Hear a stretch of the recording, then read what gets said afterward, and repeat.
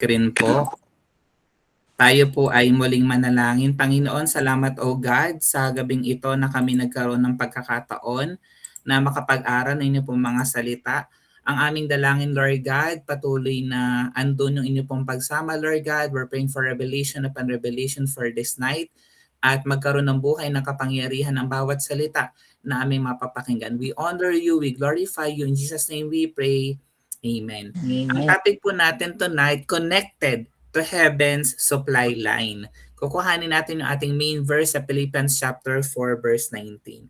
Kaya inawit po natin kanina yung di ka nagkulang at salamat sa mga testimonies na ating napakinggan na talagang yung supply, yung provision ng Lord ay always available to us.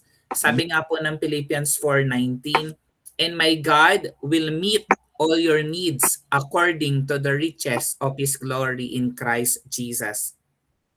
At buhat sa hindi mauubos na kayamanan ng Diyos, ibibigay niya ang lahat ng inyong kailangan sa pamamagitan ni Kristo Jesus. Ang ganda ng verse, no? So, manggagaling daw sa hindi nauubos na kayamanan ng Diyos. Kasi di ba minsan tayo nagigipit, nagkukulang, di ba?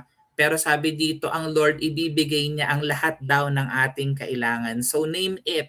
Kailangan mo financially, kailangan mo ng kalusugan, kailangan mo ng kapayapaan, 'di ba? Kailangan mo ng comfort. So the Lord is able to give us. Tayo po ng mga nananampalataya sa ating Panginoong Hesukristo. Kapag ang tao ay nakatingin lang sa economy, sa medical report, or even sa sariling kakayanan, madaling panghinaan ng loob. 'Di ba? Kapag kasi alam natin na tayo, limited tayo, alam natin na meron tayong weaknesses, alam natin na wala tayong control even in the Philippine economy, 'di ba?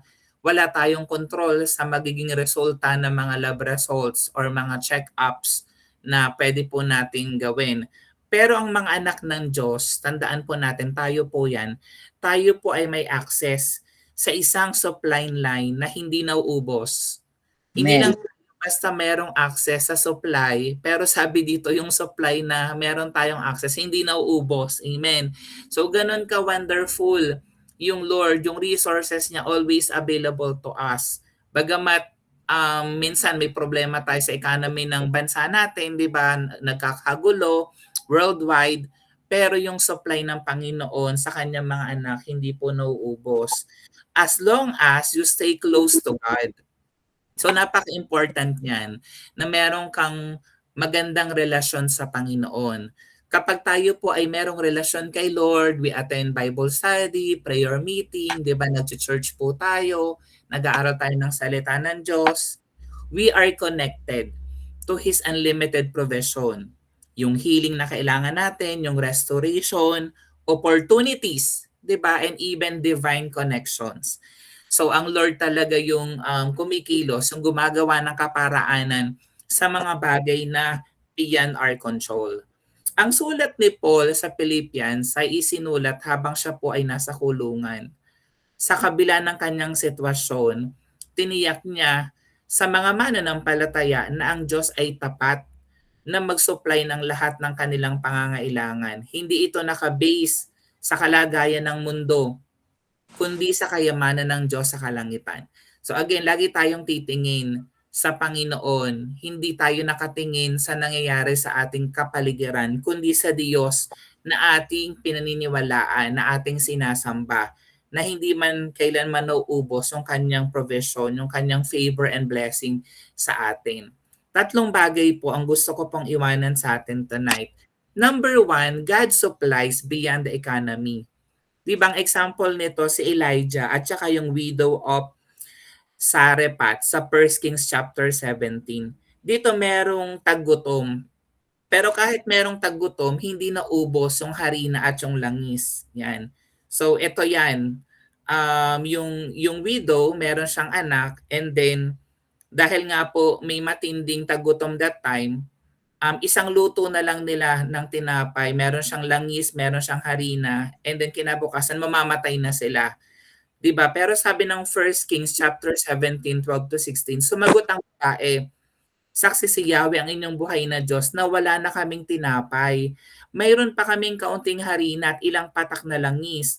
Namumulot nga ako ng panggatong upang lutuin iyon at makakain man lamang kami ng anak ko bago kami mamatay. Ang tindi ng sitwasyon nila, no? Pero anong sinabi ni Elias, yung prophet of God, huwag kang mag-alala, pumunta ka na at gawin mo ang iyong sinabi.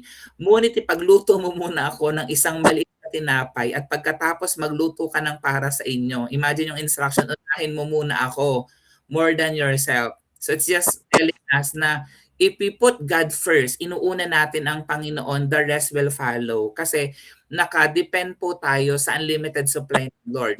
Sapagkat ito ang sabi ni Yahweh, Diyos ng Israel, hindi ninyo mauubos ang harina sa lalagyan at hindi rin matutuyo ang langis sa tapayan hanggang hindi sumasapit ang araw na papapatakin na ni Yahweh ang ulan. Ginawa nga ng babaeng utos ni Elias at hindi naubos ang pagkain ni Elias at ng mag-ina sa loob ng maraming araw.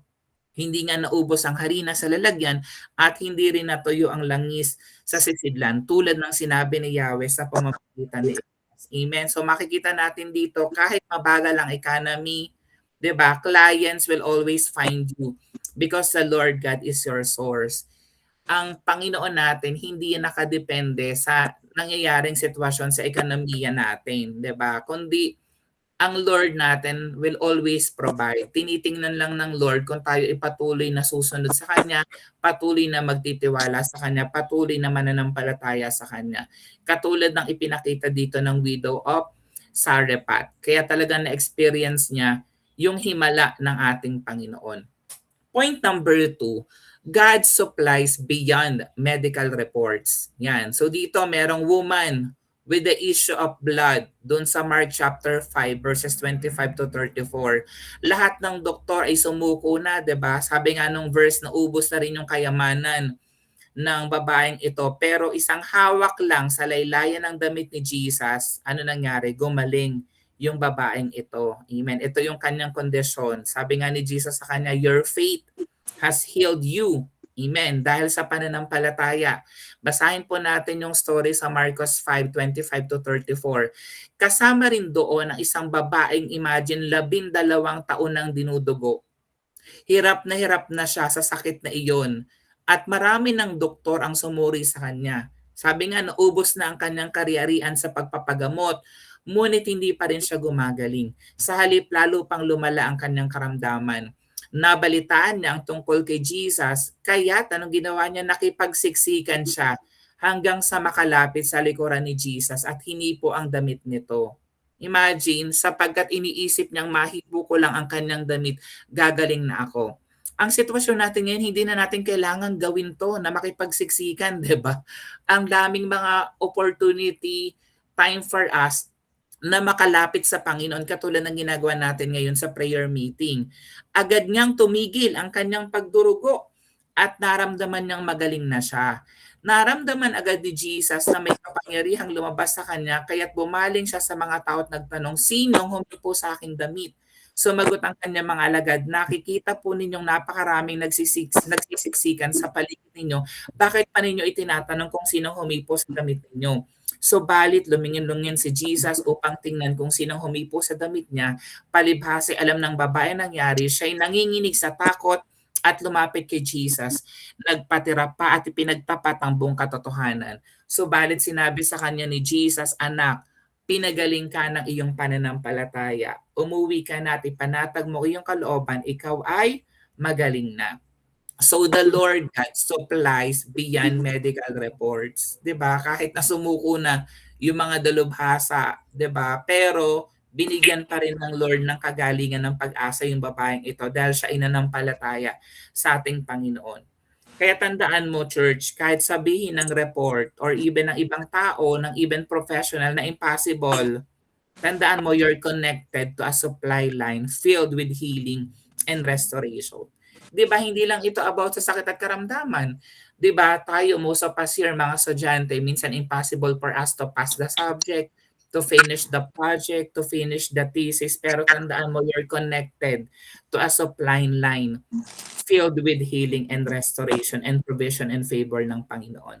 Yung last point ko po, The Lord God supplies beyond your limitations. 'Di ba? Ang story nito yung kay Joseph sa Genesis chapter 41. Isa siyang prisoner na ano nangyari, naging prime minister dahil sa divine connection at wisdom mula sa Diyos. Amen. Basahin ko lang po yung ilang verses. So alam natin na nabilanggo dito si Joseph, and then siya po ay ipinatawag ng hari that time, and then he was able to explain yung panaginip ng Pharaoh, and then siya nga ang ginawang prime minister. Amen. Nagustuhan ng paraon at ng kanyang mga kagawad ang panukala ni Joseph. Sinabi nila, bakit pa tayo hahanap ng iba samantalang nasa kanyang espiritu ng Diyos?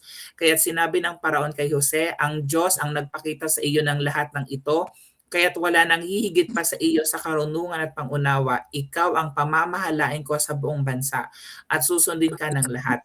Ang aking trono lamang ang hindi mapapasa iyo. At ngayon inilalagay kitang gobernador ng buong Ehipto. Inalis ni Paraon sa kanyang daliri ang kanyang singsing na pantatak at isinuot iyon kay Jose.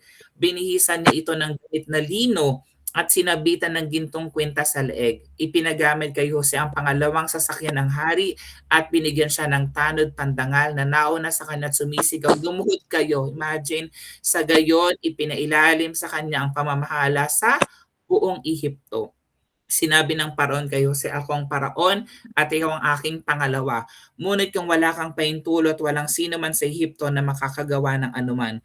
Binigyan niya si Jose ng bagong pangalan, Safenat Paneah, at ipinakasal sa kanya si Asenat na anak ni Potipharah, ang pari sa Heliopolis. Bilang gobernador, pinamahalaan ni Jose ang buong lupain ng Ehipto. Imagine, from pit to palace, 'di ba? From prisoner to prime minister.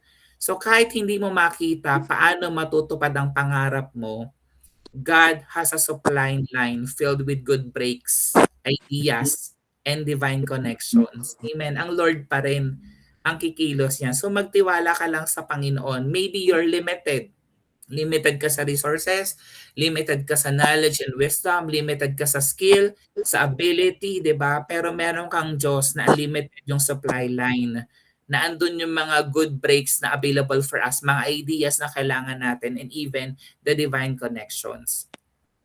So ang conclusion po sa atin tonight, ang supply line ng Diyos ay hindi nauubos. So hindi ito nakadepende sa economy, hindi ito nakadepende sa medical report, or even sa sarili nating kakayahan.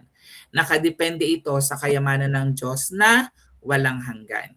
So paano ko siya ma-apply? Number one, personally, i-identify mo yung area ng buhay mo na parang dry ngayon. Ano ba yung sa tingin mo na dry area ng buhay mo ngayon? Dry ka ba sa finances?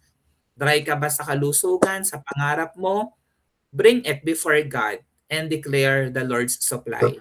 Sa community, encourage mo yung bawat isa to stay connected to God through prayer, through the Word of God, and through obedience. 'Di ba? And in our faith, every time na discouragement comes, remind yourself, I am connected to heaven's supply line. Again, I am connected to heaven's supply line. Ang challenge po sa atin tonight, stay close to God. His supply line will never run dry. Lord, salamat Panginoon sa gabing ito. Siyang tunay, Lord God, na tinuruan nyo kami, Panginoon, na maging connected sa supply line na nagagaling po sa inyo. Kaya Lord, dalangin namin na patuloy na kayong maitaas, mag-glorify sa amin po mga buhay. Salamat Lord, purihin ka, dakilain ka, sa megat parangalan sa pangalan ni Jesus. Amen. Amen.